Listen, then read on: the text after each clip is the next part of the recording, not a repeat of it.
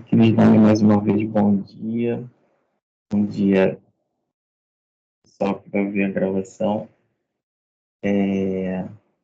Então, hoje é a penúltima aula, né, de bioquímica. A gente termina na próxima semana o nosso conteúdo. E daí a gente tem a avaliação que começa na semana que vem, né? E aí hoje a gente termina a parte teórica, né? A parte das aulas mesmo, tá? E aí, hoje, de forma bastante dinâmica, gostaria de compartilhar dois conteúdos, né, com a turma, que é a bioquímica da água. E na segunda parte, a gente vai falar sobre metabolismo energético, tá? Sob o ponto de vista da bioquímica. Bom, então vou começar aqui a compartilhar minha tela com vocês. E daí a gente já inicia.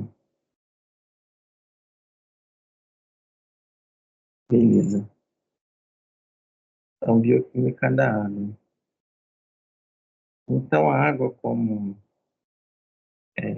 todos já conhecem, né, e sabem da fórmula geral da água, ela é o famoso H2O, tá? E aí, quimicamente, ela é conhecida como hidróxido de hidrogênio, monóxido de hidrogênio ou protóxido de hidrogênio. Dentre as suas características, é uma substância que é líquida, indolor, incolor, né, óleo em pequenas quantidades, inodora e insípida, e essencial para todas as formas de vida. Dentre as propriedades físico-químicas que a água apresenta, né, e a sua importância funcional, né, ela é um líquido que permeia todas as porções, todas as células, né, então ela está contida em todas as células. Ela é essencial para o transporte de nutrientes, na realização de reações metabólicas. Todos os nossos aspectos estruturais da célula, né, o fato dela ser arredondada, todas as suas funções, né, são adaptadas às propriedades físico-químicas da água. Vamos ver, né, mais à frente quais são elas. E a taxa de água, né, ela varia de acordo com a espécie, a idade e a ação metabólica do organismo em questão, tá?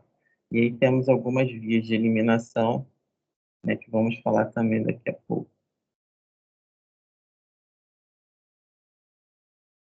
Então, do ponto de vista de variação de taxa de água, a gente tem aí, entre os seres vivos, uma variação bastante significativa, né?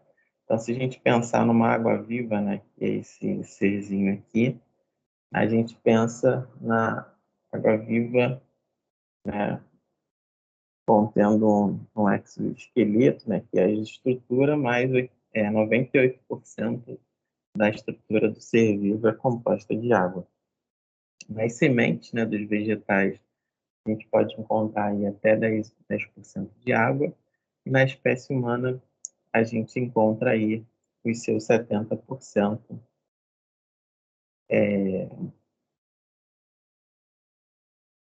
Varia também de acordo com a idade desse ser humano.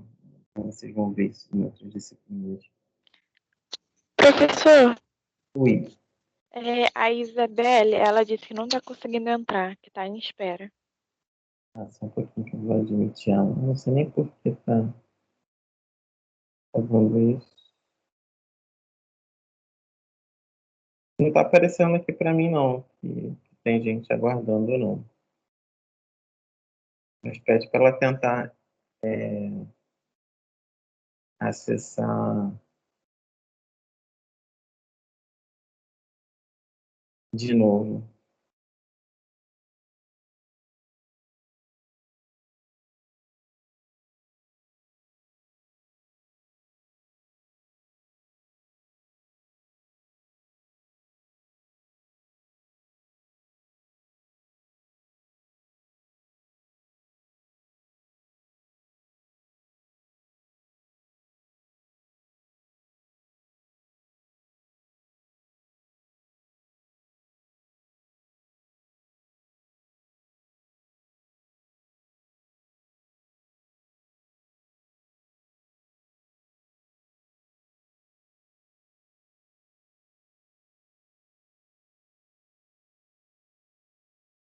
Beleza, então vamos continuar aqui. Eu acho que agora vai conseguir. Então, o corpo humano, né, como eu falei, ele é formado de 70% de água. E daí a gente tem umas perdas de água conhecida, né? Que são através da nossa respiração, que é uma quantidade bem pequena, né? Em torno de 400 ml. Na urina, que é a maior quantidade, que é em torno de 1 litro e 200. Na transpiração, em torno de 600 ml, né? Ou 0,6 litros. E na evacuação, que é entre 100 ml e 300 ml, tá? Então, se a gente for pegar e somar tudo isso, né, vai dar um total de mais ou menos 2.500 ml, ou seja, 2,5 litros, né? E daí, a gente sabe que os alimentos, eles contêm água, né? E aí a gente pode fazer a seguinte relação. Beber água livre, né, que é água pura, em torno de 1,5 litro, e ingerir através dos alimentos em torno de 1 litro. Isso quando a dieta ela nos fornece essa água. Senão, eu tenho que aumentar e acrescentar água pura mesmo, tá?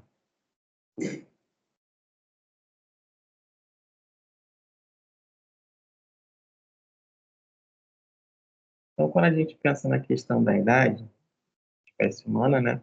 O feto humano ele apresenta 94% de água, né? Por isso que muitas crianças, quando nascem, elas tendem a perder peso, mas isso é natural porque é perda de líquido, né? Então, nos primeiros dias de vida, tende a perder um pouco de peso. O recém-nascido tem em torno de 69% de água e no adulto uma variação entre 60% e 70%.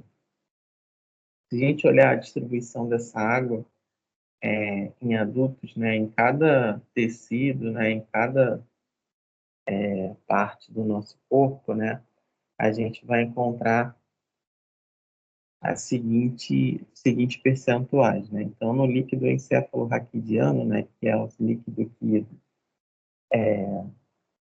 sustenta o nosso cérebro, né, porque o nosso cérebro ele não fica preso ao, nossa, ao nosso esqueleto da nossa cabeça, né? Ele fica em suspensão, né? Ele é meio solto, tanto que quando a gente balança muito, a gente sente uma certa tonteira, né? E o nosso cérebro ele fica em suspensão dentro desse líquido, tá? O sangue e o plasma, né? Em 91, 93, os glóbulos vermelhos um pouco menos, né? No tecido nervoso, substância cinza, 85%. No tecido nervoso, na parte branca, 70%, né? Então, por isso que muitas das vezes, quando a gente está em falta d'água, a gente também pode sentir dor de cabeça, né? Quando está extremamente, ou de repente extremamente desidratado, né? A gente sente dor de cabeça também. Nossa medula, nosso músculo, né? Variando de 75% a 80%, a nossa pele 72%. E aí os compartimentos que menos apresentam água, né? É o osso, o tecido adiposo e a nossa dentina, né? Que tem bem pouco, né? Se a gente olhar tecido ósseo, né? E o tecido do nosso dente, bem pouquinho, tá? E o tecido adiposo também, né? Porque é constituído somente de gordura. E aí a quantidade de água ela é diretamente proporcional à atividade metabólica da célula, ou seja, quanto mais ativa é uma célula do ponto de vista metabólico, mais água ela tem. Daí a gente vai falar um pouco das propriedades da água, né? Então ela é um solvente universal, sim, né? Então ela dissolve vários tipos de substâncias, né, polares e iônicas, né, chamadas moléculas hidrofílicas, né, que têm bastante afinidade com a água. E como açúcar, sais e açúcares, e facilita a interação química e ajuda em metabolismos complexos. Então, aqui, uma demonstração simples, né, de como a água se dissolve, por exemplo, num sal, né, que é o NaCl, né, que é o cloreto de sódio, que é o sal de cozinha nosso, né. Então, aqui em vermelho, né, são as moléculas de água, e quando tem contato com esse sal, ela se dissolve e solubiliza esse, esse sal que está cristalino aqui, tá? Então, como eu falei, né, a água ela tem essa capacidade de se solubilizar, né, por conta de ser um líquido polar, né? Então, ela pode se dissolver, como eu falei, em sais cristalinos, né, que foi o do exemplo anterior, ou em compostos orgânicos, como, né, proteínas, como outras moléculas mais complexas, tá? Como açúcares, né, álcools, né, variadas substâncias químicas, orgânicas.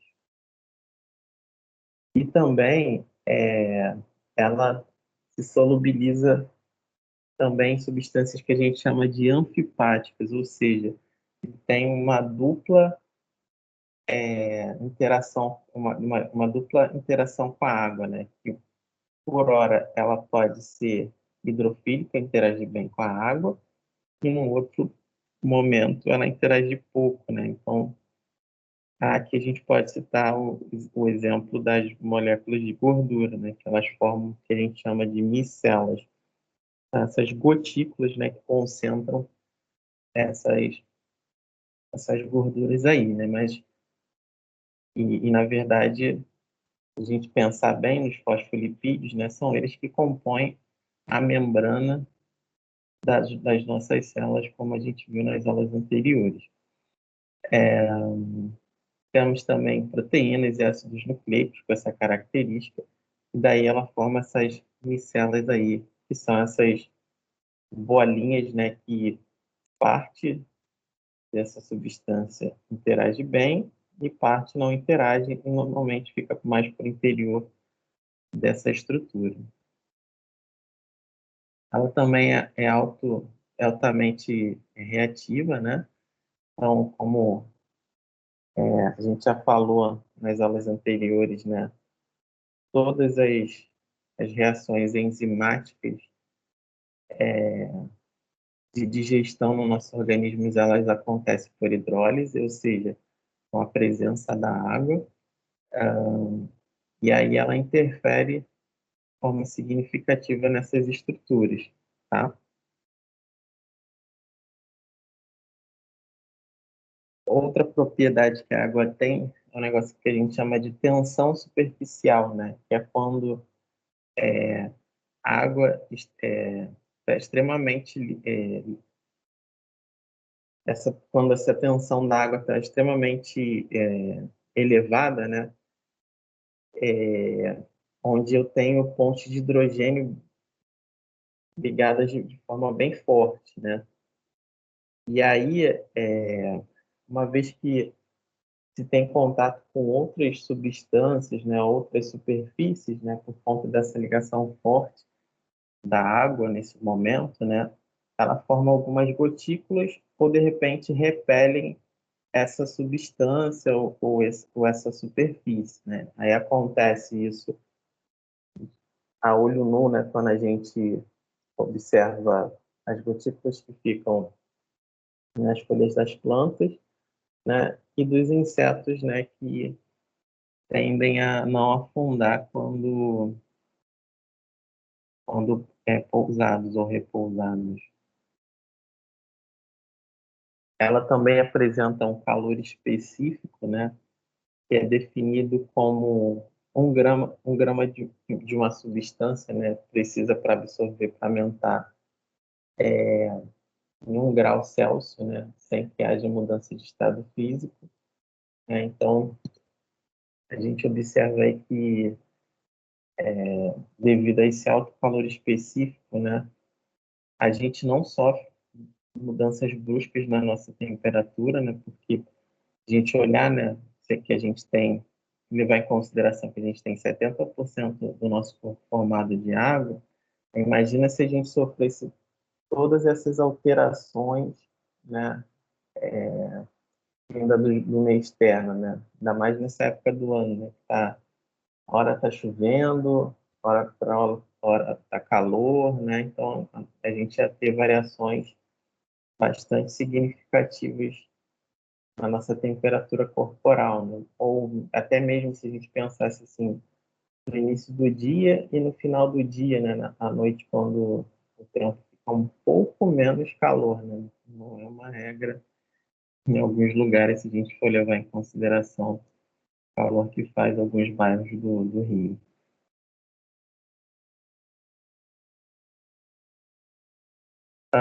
Também tem a vaporização, né? Que é a quantidade necessária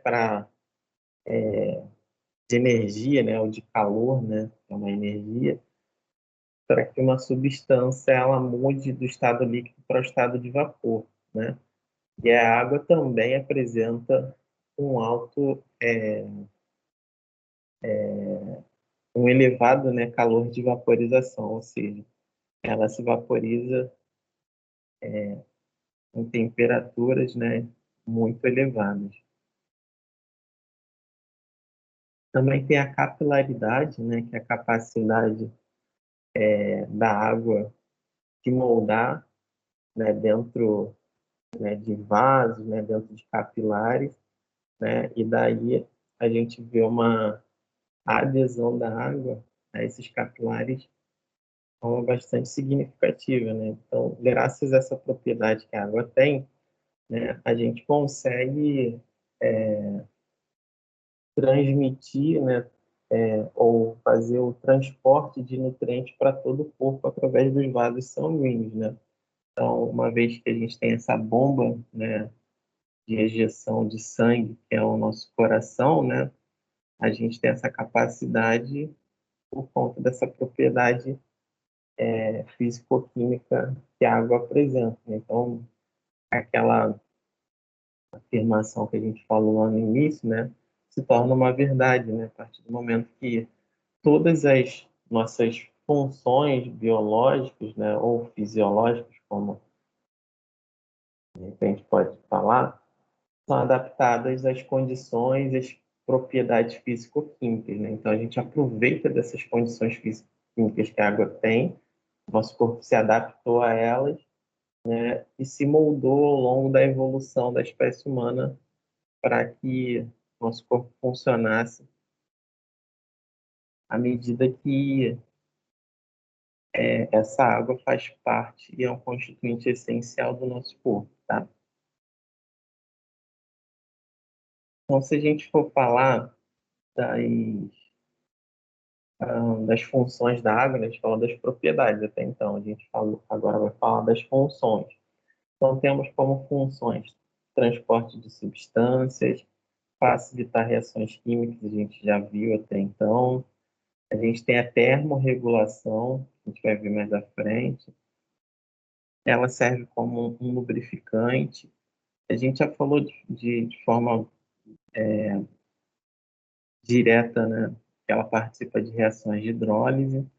Ela é importante para o equilíbrio osmótico e no equilíbrio ácido-base, tá? Então vamos lá falar das funções da água. Transporte de substância, né? Eu acho que não tem muito o que falar, né? Porque a presença da água, ela permite, né, a difusão das variadas substâncias, né? Como eu falei, como eu exemplifiquei anteriormente, falando do nosso sistema sanguíneo, né? E aí, como somos um, um organismo, né, vivo, né, que é bastante evoluído, né, a gente consegue fazer isso com bastante tranquilidade. Além do nosso sistema circulatório, do nosso sistema sanguíneo, né, a gente também conta com o nosso sistema renal, né, que também faz transporte dessas substâncias para fora do nosso organismo, ou seja, para a eliminação de algumas toxinas, tá? E as nossas células também, né? Elas, como elas são esse tecido, na verdade tecido não, essa estrutura rica em água, né? Ela também facilita o transporte de algumas substâncias.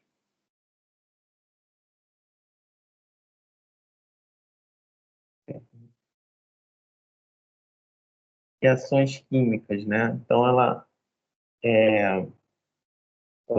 facilita, né? As reações químicas, né? Onde quase todas as reações elas acontecem na água, a gente já falou disso, então pode avançar aqui. Termorregulação, né? Então, nos dias de maior calor, né, a gente tem uma tendência a transpirar mais, né? Então, essa transpiração, esse suor, né, é justamente para regular a nossa temperatura corporal, né? Tem gente que odeia, não gosta de ficar suado, né? Quem gosta, né? Mas, na verdade, é mais pelo odor, né? E pelo incômodo que ela que gera, né? Mas assim, a gente pensar numa atividade física, né? Na, na importância, né, que o suor tem, a gente de repente pensaria e olharia com outros olhos, né? Ela tem a função, né, de reduzir ou abaixar a nossa temperatura corporal, tá?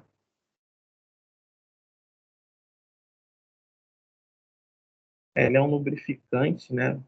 Então, se a gente observar, né, todos os tecidos móveis do nosso corpo apresentam água, né? Então, se a gente pensar nos nossos olhos, na nossa boca, no nosso trato gastrointestinal, né, nas vesículas e nos órgãos que temos, né, todo, nos nossos ossos, né, no espaço entre os nossos ossos, né, no músculo, né, bastante água apresentamos, né, então ela é importante justamente para, ora, para reduzir o impacto, né, dessas estruturas, ora, para reduzir o atrito entre essas superfícies, tá? E aí a água, ela apresenta também os estados de ionização, né? Eu não vou me aprofundar nisso, né, até mesmo para, porque não é o objetivo da disciplina, mas quando a gente pensa em estados de ionização, a gente pensa na escala do pH, tá? Então, essa escala do pH, ela é uma escala que vai de 0 a 14, tá? Então, o pH, a escala do pH, ela vai de 0 até o 14, tá? Onde, né, de forma bastante sistemática, né, a gente tem do pH 0 até o 6, um pH mais ácido, né, que a gente chama de pH baixo, né? São os menores pHs, são as taxas de pH mais baixinhas, tá? E é quando e a faixa que a gente observa que as estruturas, né, elas apresentam acidez, né? E quimicamente as substâncias quando estão no estado de ionização na escala de pH até 6, né? Na verdade, 6,99, né? elas apresentam acidez. No pH 7, a gente chama de pH neutro, né? Onde não tem acidez e nem tem basicidade, né? Ou seja, está equilibrado. E é mais ou menos o pH da água, né? A água, ela não é ácida nem básica, né? Ela se apresenta na neutralidade, tá bom? E no pH a partir do 7 até o 14 é o pH que a gente chama de pH básico, né? É o pH onde o estado de ionização das substâncias, né, a partir da água, elas apresentam basicidade. E aí, pensando, né, que as variadas estruturas do nosso corpo também não podem sofrer com essa acidez ou esse excesso de basicidade, né, é que o nosso corpo, né, e quimicamente, quando a gente pensa em ionização, que não pode sofrer grandes alterações, né, é que na bioquímica se aprofundou o estudo de substâncias que a gente chama de substâncias tampões, né, que são substâncias em solução aquosa, né, que dão essas propriedades de resistir a variações do nosso pH. Na verdade, do nosso pH não, do pH daquela solução, tá? Então, a gente tem aí alguns tampões que a gente chama de tampões biológicos, né? Que acontecem nos organismos, né? Então, o principal, na verdade, não o principal, né? Mas um dos tampões mais conhecidos, né? É o tampão no nosso plasma, né? Que ele equilibra o pH entre 7,35 a 7,48, né? Então, existe uma variação do pH do nosso plasma, né, que é a parte líquida do nosso sangue, tendo essas variações, né? E dentro do eritrócito, né, que é a célula vermelha, né, a gente tem um pH em torno de 7,2, né? Não pode sair dessas proporções, tá? E aí daí as proteínas, né, e o fosfato, né, presente também na, na nossa composição corporal, eles são tampões muito importantes, né, que mantém esse fluido intracelular com pH equilibrado, tá?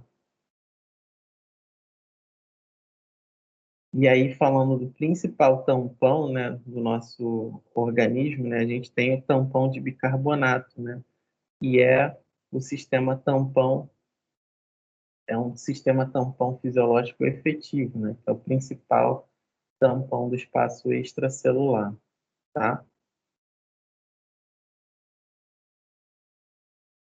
E aí, pensando no desequilíbrio, né, desses tampões, né, principalmente do bicarbonato, né, e ele é um tampão que é formado a partir, né, da ionização, né, de gás carbônico e água, né, para formar, né, o bicarbonato, né.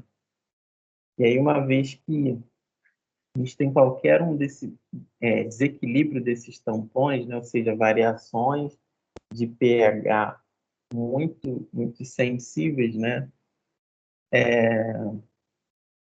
é que a gente começa a observar os desequilíbrios que a gente chama de ácido-base, né, ou seja, os desequilíbrios que acontecem nos estados de ionização da água, onde esses tampões eles passam a não funcionar de forma tão efetiva, tá?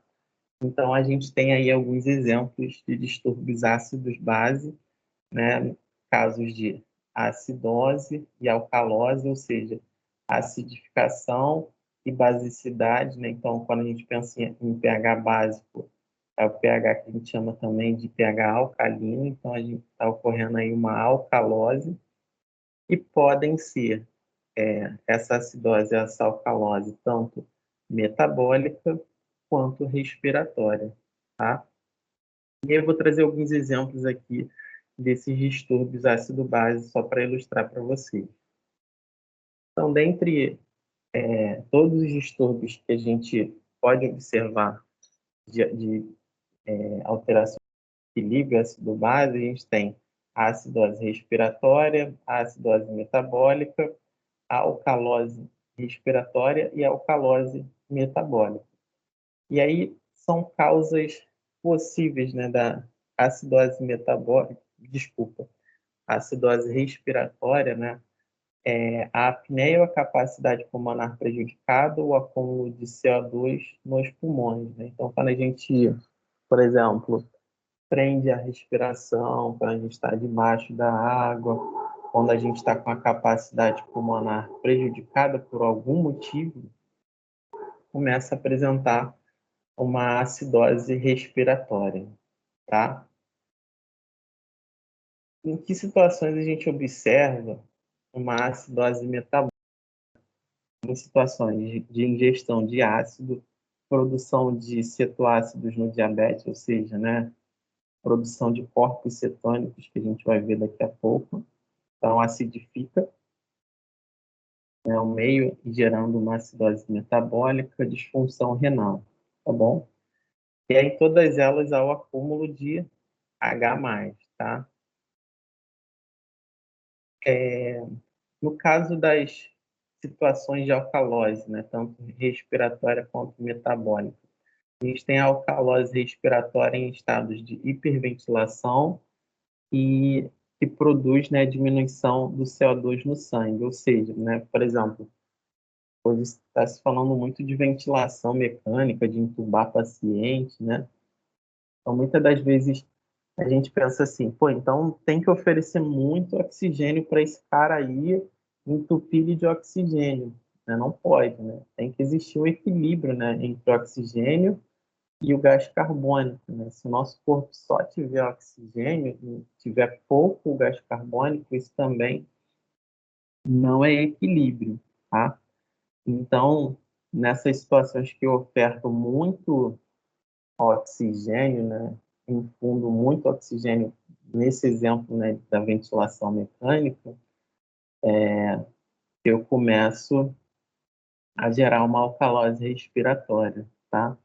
Outras situações que geram alcalose respiratória é quando uma pessoa ela respira, ela tem a respiração um pouco mais curta, né? Mais breve, né? Então, por exemplo, situações geradas ou hormonalmente ou propositalmente, quando uma pessoa quer fazer isso, né? De forma incidental, né? Por exemplo, sei lá, em brincadeiras de adolescente, né? Que eles ficam respirando de forma curta, situações de pré-parto, né? Em outras situações que a respiração fica curta e com a infusão de oxigênio de forma rápida e permanente, tá? Nos casos de alcalose metabólica, né?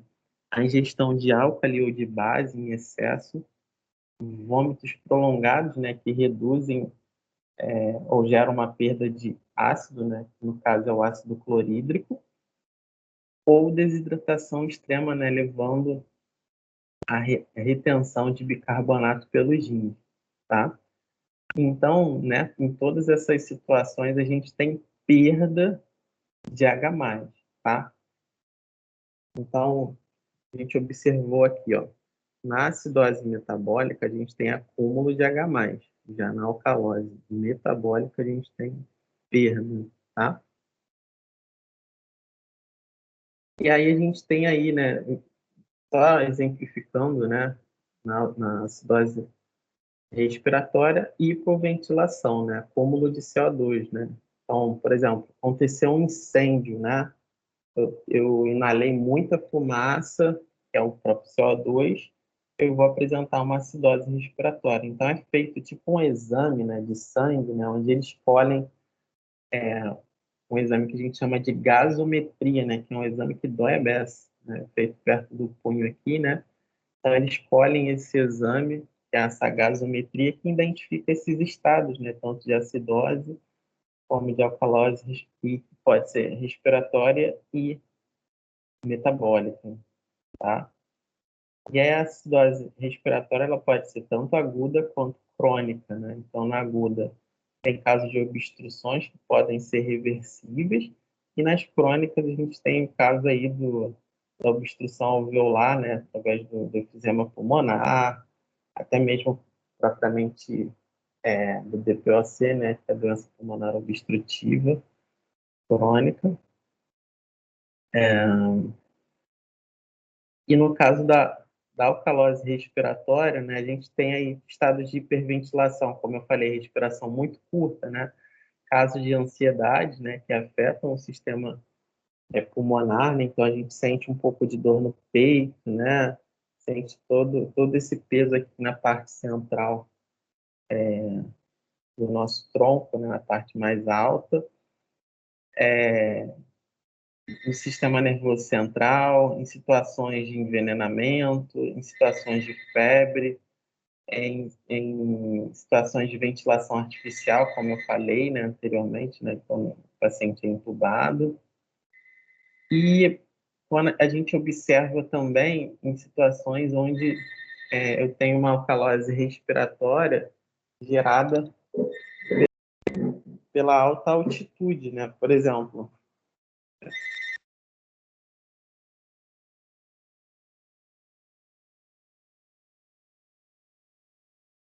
pela alta altitude, né? Onde a gente tem aí uma diminuição da pressão atmosférica e a gente tem também uma diminuição da pressão alveolar, né? Então, como não tem essa pressão de oxigênio empurrando esse oxigênio para dentro, a gente fica com baixa oxigenação. Desculpa, é ao contrário, perdão.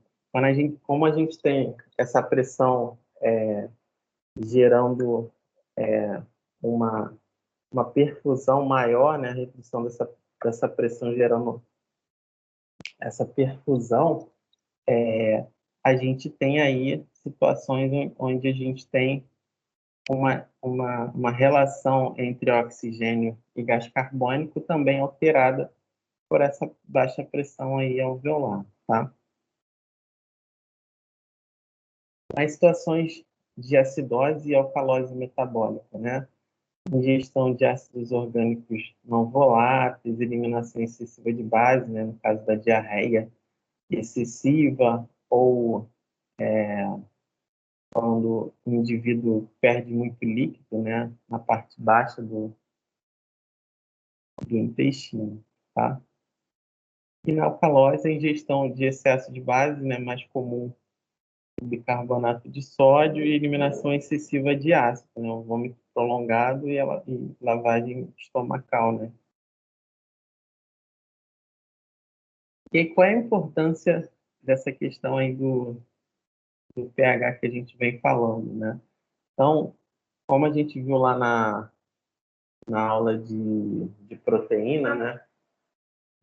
Quando a gente falou daquela parte mais voltada para a enzimologia, vimos lá que toda enzima ela tem um pH ótimo para ela funcionar, né? E ela só é ativada ou a reação acontece na sua plenitude em um pH específico, né? Então, se a gente pensar na importância do pH, a gente pensa na atividade enzimática, tá? Outra importância do pH é também na identificação e diagnóstico de doenças, né? Então, a gente já viu lá que o pH do sangue ele varia de 7,35 a 7,48, né? Então, qualquer coisa fora disso é ruim, né? Tanto para cima quanto para baixo, tá? A nossa urina também, né? É conhecido o pH da urina, Então, uma vez que tem alterações nesse pH, né, a gente pode aí, de repente, identificar alguma doença, alguma alteração fisiológica importante, tá?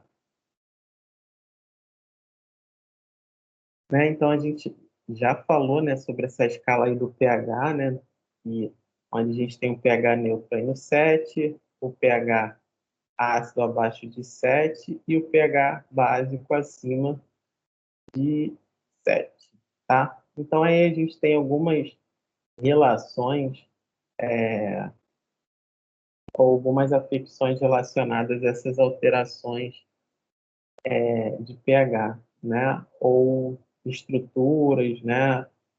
Ou até mesmo substâncias, né? Então, por exemplo, cerveja, suco de tomate, o pH gástrico, né? Suco de limão, vinagre, refrigerante à base de cola, café, leite, a nossa saliva, ó, o sangue humano, né? E a lágrima.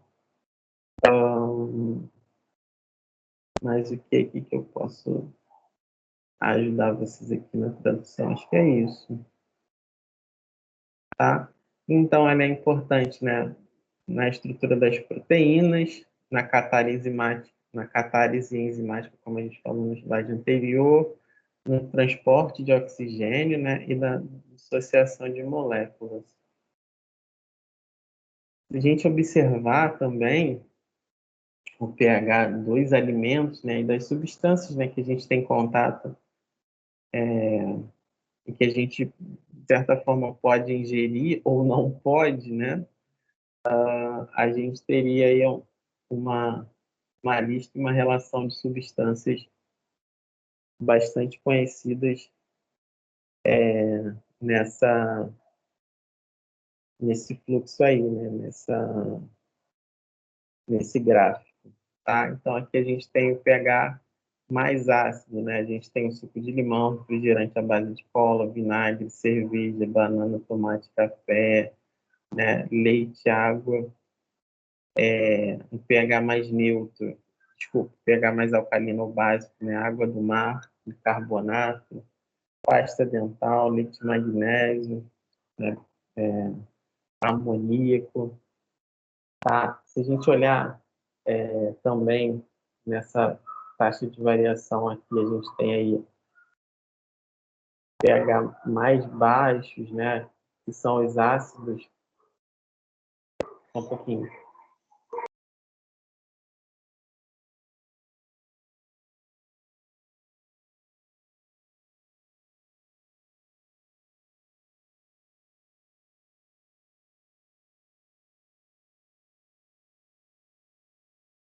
Então, a gente tem aí, né, algumas substâncias que a gente ingere, né, dentro dessas faixas, né, que o pH compõe, né, que é de 0 a 14.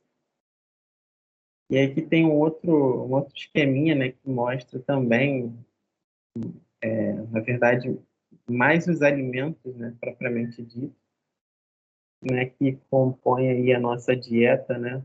Então, dentre o pH ácido e o pH alcalino, né, que observa aí várias bebidas, né, várias frutas, né, vários alimentos aparecendo no, no pH, nessa faixa de pH. Se a gente olhar essa foto e essa imagem aqui, né, a gente tem chega à seguinte conclusão, né? Se a gente perceber do lado de cada pH mais ácido, a gente tem produtos de característica industrializada e manufaturada, né? Ou seja, né, os alimentos processados ou ultraprocessados, né? Então, vinhos, bebidas, fast foods, panificados, né? Bebidas à base de cola, cerveja, café, né? Então, todos no pH mais ácido. A água dentro do equilíbrio, né? E do outro lado, os alimentos mais frescos, né? As frutas, os legumes, né? Os cereais, né?